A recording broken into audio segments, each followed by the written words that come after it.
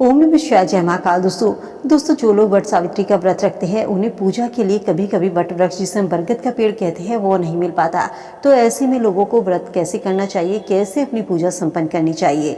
यदि वट सावित्री के दिन बरगद का पेड़ ना मिले तो किस चीज़ की पूजा करने से हमारा व्रत पूरा होता है, और साथ ही जानेंगे कि वट सावित्री व्रत का शुभ मुहूर्त क्या रहेगा, अमावस्या तिथि कब शुरू होगी और कब समाप्त होगी, वट सावित्री की पूजा विधि कैसे करनी है, वट वृक्ष पर सूत लपेटने का क्या अर्थ होता है, 7 बार सूत क्यों लपेटा जाता है, और मासिक धर्म के दौरान पूजा कैसे करें यदि बरगद का पेड़ नहीं मिल पाता। दोस्तों वट सावित्री के व्रत में बरगद के पेड़ का सबसे ज्यादा महत्व माना जाता है, क्योंकि बरगद के बिना पूजा अधूरी मानी जाती है।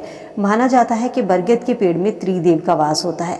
वट वृक्ष की आराधना करने से पति की आयु लंबी होती है, क्योंकि इसे हम अक्षय व्रत भी कहते हैं। इस दिन महिलाएं अपने पति की लंबी आयु के लिए इस व्रत को रखती है और बरगद के पेड़ की पूजा आराधना करती है, क्योंकि बरगद की पूजा आराधना करने से जीवन में चली आ रही सभी परेशानियां दूर होती हैं, वैवाहिक जीवन खुशहाल बना होता है, परिवार में खुशहाली आती है और सभी कलेश दूर होते हैं। तो सबसे पहले हम जानते हैं कि शुभ मुहूर्त में आपको पूजा करनी चाहिए। जेठ अमावस्या तिथि 5 जून को शाम 6:24 से शुरू होगी और अगले दिन 6 जून को दोपहर 4:37 पर समाप्त होगी। तो उदय तिथि के आधार पर वट सावित्री का व्रत 6 जून को रखा जाएगा। इसी शुभ मुहूर्त में आपको पूजा करनी होगी। अब बात करते हैं, यदि आपको वट सावित्री के दिन बरगद का पेड़ नहीं मिल पाता है तो आपको क्या करनी चाहिए, किस चीज़ की पूजा करने से आपको पूजा का पूरा फल मिलता है। दोस्तों वट सावित्री के दिन यदि आपको बरगद का पेड़ नहीं मिल पाता है तो आप बरगद के पेड़ की एक छोटी सी टहनी या उसकी डाली एक दिन पहले ही किसी से मंगवा लीजिए। आप जब आप इसकी पूजा करें, जिस दिन व्रत करें, इस दिन इसको आप गमले में लगा करके या गोबर में लगाकर आप इसकी पेड़ पूजा कर सकते हैं। इस तरीके से पूजा करना जो होता है वो पेड़ की पूजा करने के समान ही फल देता है।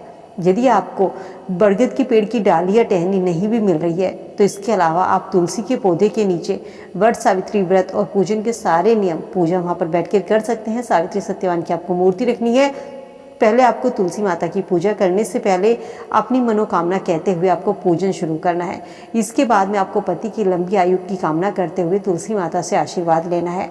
यहीं पर आपको सावित्री सत्यवान की मूर्ति रखनी है और तुलसी के पास में बैठकर आपको अपने व्रत की पूजा करनी है। आखिर क्यों वट सावित्री के व्रत में बरगद के पेड़ की पूजा करनी जरूरी होती है। दोस्तों हिंदू मान्यताओं के अनुसार बरगद को देव वृक्ष के नाम से भी जाना जाता है। कहते हैं बरगद के पेड़ में ब्रह्मा, विष्णु, महेश, सावित्री वास करते हैं। जिस समय प्रलय कांत हुआ था उस समय भगवान कृष्ण ने इसी वृक्ष के पत्ते पर प्रकट हुए थे। तुलसीदास ने अपनी रचनाओं में वट वृक्ष को तीर्थराज कहा था। कहते हैं ये वृक्ष हिंदू मान्यताओं में पवित्र है और ये दीर्घायु वाला माना जाता है। इससे लंबी आयु शक्ति का वरदान मिलता है। इसीलिए वट सावित्री के व्रत में पति के अखंड सौभाग्य के लिए, दीर्घायु के लिए, संतान प्राप्ति के लिए वट सावित्री के व्रत में बरगद के पेड़ की पूजा आराधना की जाती है। वट सावित्री की पूजा विधि किस तरीके से करनी है, तो दोस्तों वट सावित्री का व्रत करवा चौथ व्रत के समान होता है। जिस तरह सुहागन महिलाएं करवा चौथ में अपना 16 श्रृंगार करती हैं, ठीक उसी तरीके से इस व्रत में भी 16 श्रृंगार किया जाता है। व्रत करते समय कपड़ों का जरूर ध्यान रखें कि इस दिन आपको कोई काले, नीले या सफेद रंग के वस्त्र नहीं पहनने हैं। इसके अलावा आप लाल, हरे, पीले रंग के कपड़े इसमें पहन सकते हैं। वट सावित्री का व्रत जिस दिन आप रखते हैं उस दिन प्रातःकाल स्नान करके वट वृक्ष के नीचे आपको वहां पर सावित्री सत्यवान की मूर्ति रखनी है। यमराज की मूर्ति आप रख सकते हैं। यदि मूर्ति नहीं रख पाते तो आप इनको मन ही मन इनकी मान करके मानसिक रूप से आप इनकी आराधना कर सकते हैं।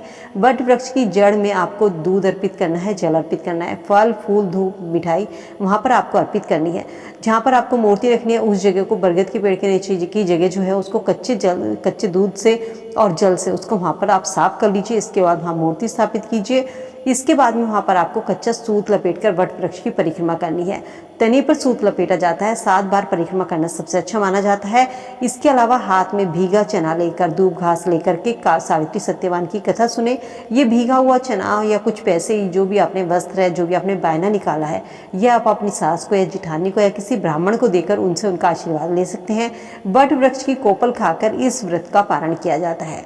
सुहागन महिलाएं सावित्री के व्रत में बरगद के पेड़ की 7 बार परिक्रमा क्यों करती हैं, इसको लपेटने का क्या अर्थ होता है, इस चीज़ को भी समझ लीजिए दोस्तों। क्योंकि ये जो आप 7 बार सूत लपेटते हैं इसका अर्थ होता है कि पति से इनका पत्नी का जो संबंध है वो 7 जन्मों तक बना रहे। वट वृक्ष में अनेक औषधीय तत्व मौजूद होते हैं। वट वृक्ष का जो पर्व होता है वो वर्षा ऋतु आरंभ होने के पहले ही मनाया जाता है। इसकी जो कली है इसमें मौजूद औषधीय तत्व सेहत के लिए सबसे अच्छे माने जाते हैं।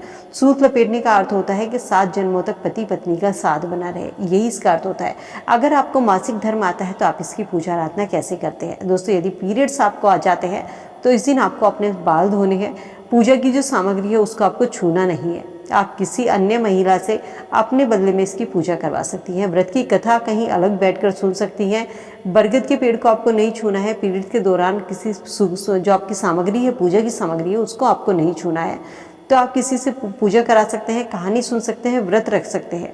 इस तरीके से आप अपने व्रत को पूरा कर सकते हैं। लेकिन दोस्तों, वट सावित्री के व्रत में बरगद के पेड़ की पूजा ज़रूरी होती है। यदि बरगद का पेड़ आपको नहीं मिल पाता है तो आप तुलसी माता की पूजा आराधना कर सकते हैं। सावित्री सत्यवान की मूर्ति नहीं आपको मिल रही है तो आप मानसिक रूप से उनको मन में ध्यान में कर करके आप उनकी पूजा कर सकते हैं। इस तरीके से ये व्रत आपका पूर्ण किया जाता है। उम्मीद करती हूँ वीडियो में दी गई जानकारी आप सबके लिए यूजफुल होगी। वीडियो से आप लाभ जरूर उठाएंगे। वीडियो अगर पसंद आई और आपको हेल्पफुल लगी तो वीडियो को दोस्तों के साथ में भी, फ्रेंड फैमिली के साथ लाइक शेयर जरूर करते चलिए। ऐसी ही और वीडियो के लिए चैनल को सब्सक्राइब करना ना भूलें। मिलती हूँ नई वीडियो में नई जानकारी के साथ। स्वस्थ रहिए, खुश रहिए।